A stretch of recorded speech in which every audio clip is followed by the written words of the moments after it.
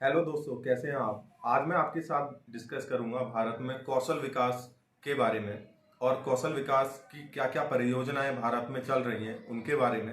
साथ में उनमें क्या क्या सुधार किया जा सकता है। साथ ही साथ मैं डिस्कस करूंगा कि हम कौशल विकास में किस जगह पर पीछे छूट रहे हैं बाकी देशों के कंपैरिजन में। तो चलिए दोस्तों, वीडियो शुरू करते हैं। किसी भी देश के विकास के लिए सबसे ज्यादा जरूरी है वहाँ की पॉपुलेशन, वहाँ की जनसंख्या का सही सही यूटिलाइजेशन। और वो जो सही यूटिलाइजेशन है कब हम सुनिश्चित कर पाएंगे, या वो सही यूटिलाइजेशन कब होगा, वो होगा जब उस देश की जनसंख्या के पास एक सही हुनर होगा और उस हुनर के लिए एक अपॉर्चुनिटी होगी। तो उसके लिए गवर्नमेंट ऑफ इंडिया बहुत सारे कौशल विकास के प्रोग्राम चलाती है। तो इन कौशल विकास के प्रोग्राम्स के माध्यम से सरकार जो युवा लोग हैं उनमें बहुत सारी स्किलिंग के काम सिखाने की कोशिश करती है, लेकिन वो स्किलिंग एक सही पैमाने पर सही से उन युवा लोगों में ट्रांसफर नहीं हो पाती है, जिसके बहुत सारे कारण हैं। जैसे कुछ कारणों में एक कारण ये भी है कि वो एक टेम्पररी बेस्ड अप्रोच है। टेम्पररी बेस्ड अप्रोच मीन्स कि गवर्नमेंट सिर्फ और सिर्फ उसको एक टेम्पररी सॉल्यूशन के रूप में ला रही है। जैसे वो बहुत सारी कंपनियों को हायर करते हैं, वो कौशल विकास का प्रोग्राम चलाते हैं और वो एक छोटे अंतराल के लिए प्रोग्राम होते हैं जो एक समय बाद पूरे हो जाते हैं, जिनसे मुझे नहीं लगता कि कभी भी एक फुल फ्लेज सॉल्यूशन निकलेगा, क्योंकि वो टेम्पररी बेस पे आते हैं, 3 साल तक आएंगे और फिर से चले जाएंगे। ठीक है, तो उससे जो हुनर उनको मिलेगा वो मुझे नहीं लग रहा कि वो परमानेंट होगा। तो कंपनियों का अप्रोच ही टेम्पररी रहता है। सेकंड, जो भी कोर्सेज कौशल विकास में चलाए जाते हैं वो बहुत शॉर्ट टर्म कोर्सेज होते हैं। आपको लगता है कि जो 30 साल में आप नहीं सीखे, क्या वो 3 महीने में सीख सकते हैं? शायद मुझे लग रहा है कि ये जो सीमा है 3 महीने की, इसको थोड़ा सा बढ़ाना चाहिए, जिससे एक सही हुनर सामने वाले में ट्रांसफर किया जा सके। थर्ड पॉइंट जो है वो है क्वालिफिकेशन मैच। जो भी कंपनियां इन कौशल विकास के प्रोग्राम्स को चला रही हैं वो कभी भी स्किल गैप एनालिसिस नहीं करती हैं। जो वो स्किल गैप एनालिसिस का मतलब होता है कि आप फील्ड में जाइए, उस स्तर पर जाइए जहां से आपको कैंडिडेट्स को लेना है, जहां से आपको फील्ड से लोगों को उठाना है।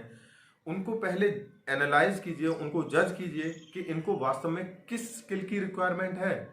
अगर किसी स्पेसिफिक एरिया में उनको जो स्किल की रिक्वायरमेंट नहीं है, फिर भी आप उनको एक लालच देके एक स्पेसिफिक ट्रेड में एडमिशन दे रहे हैं। एग्जाम्पल से समझाता हूं कि आपने किसी स्पेसिफिक एरिया में जाते, किसी गांव में जाते हैं और वहां पर वहां के जो जो बच्चे हैं उनको जरूरत है कि होटल मैनेजमेंट में या होटल में उनकी जॉब लगे, लेकिन आपके पास सिर्फ सिलाई का ट्रेड है और आप उनको सिलाई मशीन के ट्रेड में एडमिशन दे देते हैं। तो आपको लगता है कि क्या ये स्किलिंग सक्सेसफुल रहेगी?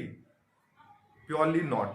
ये स्किलिंग सक्सेसफुल नहीं रहेगी, क्योंकि उन बच्चों का जो जॉब करने के लिए जिन मन था वो होटल में था, आपने उनको सिलाई की ट्रेनिंग दे दी, तो वहां से ये चीज सक्सेसफुल नहीं हो पाएगी। अगला जो सबसे इम्पोर्टेंट स्किल में प्रॉब्लम है, या इस पूरे अप्रोच में जो प्रॉब्लम है, वो है फ्री की चीजें। क्योंकि जो भी कंपनियां हैं या जो भी प्रोग्राम्स ये कंपनियां चला रही हैं वो फ्री के हैं। मोस्टली जो स्टूडेंट हैं वो उनको फ्री में ही मिल जाता है सब कुछ। जैसे पूरी ट्रेनिंग फ्री में होती है, उनको यूनिफॉर्म फ्री में मिलती है, उनको बुक्स मटेरियल फ्री में मिलता है।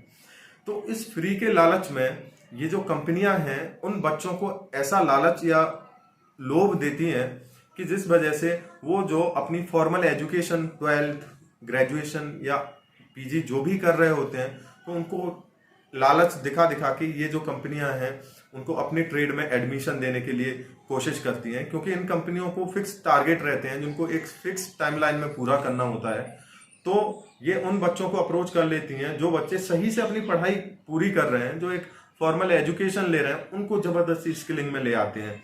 और वो बच्चा एक ड्रॉप आउट बच्चा जो बनना नहीं चाहिए लेकिन बन जा रहा है, क्योंकि वो फ्री का लालच देकर उनको अपनी ओर खींच ले रहे हैं। दोस्तों, अगला जो सबसे इंपॉर्टेंट फैक्टर है जो स्किलिंग को या भारत में जो स्किलिंग है उसको पीछे धकेल रहा है, वो है अच्छे ट्रेनर्स की कमी। अपने पूरे देश में ही मैं तो बोलूंगा अच्छे ट्रेनर्स की कमी है। जब अच्छे ट्रेनर्स नहीं होंगे तो एक अच्छा ट्रेन कैंडिडेट कैसे तैयार हो सकता है? एक अच्छा ट्रेनर होगा वो एक अच्छे कैंडिडेट्स, अच्छे ट्रेन कैंडिडेट्स की भीड़ तैयार करेगा। तो ये जो कंपनियां जो स्किल डेवलपमेंट के प्रोजेक्ट्स को इम्प्लीमेंट कर रही हैं वो कभी भी एक हाई पेड ट्रेनर्स को नहीं रखती हैं और वहाँ पर वो कंप्रोमाइज़ कर देती हैं और वहीं से शुरुआत होती है एक बुरी ट्रेनिंग की। इंफ्रास्ट्रक्चर अच्छा हो तो भी एक बुरी ट्रेनिंग हो जा रही है, जिसका रीज़न है एक बुरा ट्रेनर। तो दोस्तों, ये स्किलिंग में एक अच्छे ट्रेनर की बहुत इंपॉर्टेंट भूमिका होती है। जो कंपनियां एक अच्छा ट्रेनर रखती हैं वो वास्तव में ही एक अच्छी ट्रेनिंग देती हैं। दोस्तों, अगला जो सबसे इम्पोर्टेंट फैक्टर है जो स्किलिंग को या भारत में जो स्किलिंग है उसको पीछे धकेल रहा है वो है डिमांड और सप्लाई का मिसमैच। क्योंकि अपने देश में इंडस्ट्रीज की तरफ से जो स्पेसिफिक ट्रेड में डिमांड है उसके लिए मैन पावर की जो रिक्वायरमेंट है जो इंडस्ट्री की साइड से है, जैसे मान लेते हैं, इसको एक एग्जांपल से समझाता हूं। जैसे किसी कंपनी में रिक्वायरमेंट है आईटी से रिलेटेड कोर्सेज की आ रही है, वहां पर ज्यादा से ज्यादा आईटी के लोग चाहिए, लेकिन यहां से जो ट्रेन होकर जा रहे हैं लोग वो किन्हीं अन्य अन्य ट्रेडों में जा रहे हैं। तो ये क्या है, ये डिमांड और सप्लाई का मिसमैच है कि जहां जो डिमांड है उसके लिए बंदे तैयार नहीं किए जा रहे हैं या उससे रिलेटेड बंदों को ट्रेनिंग नहीं दी जा रही है। और दोस्तों, सबसे बड़ा रीजन है कि जो कंपनियां इसको ये जो स्किलिंग के प्रोजेक्ट चला रही हैं वो कंप्रोमाइज करती हैं कि अगर उनको हाई स्किलिंग वाला ट्रेड लेंगे या जिसकी कैटेगरी हाई होगी तो उसके लिए इन्वेस्टमेंट ज़्यादा लगेगा, उसकी लैब सेटअप में ज़्यादा इन्वेस्टमेंट लगेगा और वहाँ पर खर्चा भी ज़्यादा होगा।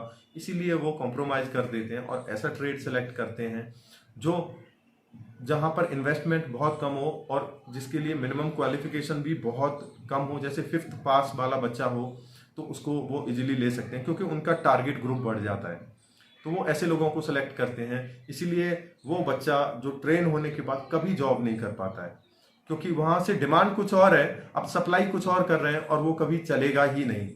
तो ये स्किल डेवलपमेंट की कुछ दिक्कतें हैं जो इंडिया फेस कर रहा है और यही दिक्कतें अगर आगे कंटिन्यू होती रहीं तो हम कभी भी एक स्किल्ड नेशन तो नहीं बन पाएंगे। और मैं आपको एक बात क्लियर करना चाहता हूं कि ये स्किलिंग का बेस है, अगर इस बेस से ज़्यादा छेड़छाड़ करोगे तो आप कभी भी स्किल्ड नेशन नहीं बन पाओगे। आप चाइना या जर्मनी या जापान को कभी मैच नहीं कर पाओगे। ये हमारा देश, हमारे जो भी गवर्नमेंट है वो ये सोचकर बैठी हुई है कि जैसे चाइना ने, जैसे जापान ने, जर्मनी ने स्किलिंग में खुद को इतना आगे पहुंचा दिया है, हम लोग भी एक समय बाद पहुंचा देंगे। दोस्तों, ऐसा नहीं है। उनका मॉडल अलग था, उनका अप्रोच अलग था, हमारा मॉडल अलग है, हमारा अप्रोच अलग है। हम अपने स्किलिंग का जो बेस आज तैयार कर रहे हैं, जो छोटे मोटे प्रोग्राम या जो भी स्किलिंग के प्रोग्राम गवर्नमेंट की हेल्प से चल रहे हैं, उसमें इतनी ज़्यादा छेड़छाड़ कर दे रहे हैं, इसकी वजह से ये बेस ही गड़बड़ हो जाएगा और इस पर जो इमारत बनेगी वो फिर बहुत ज़्यादा समय तक रुकेगी नहीं, बहुत ज़्यादा समय तक या बहुत ड्यूरेबल नहीं होगी। तो ये थी आज की वीडियो अगर आपको अच्छी लगी तो प्लीज़ लाइक करना, शेयर करना एंड सब्सक्राइब करना। Thank you.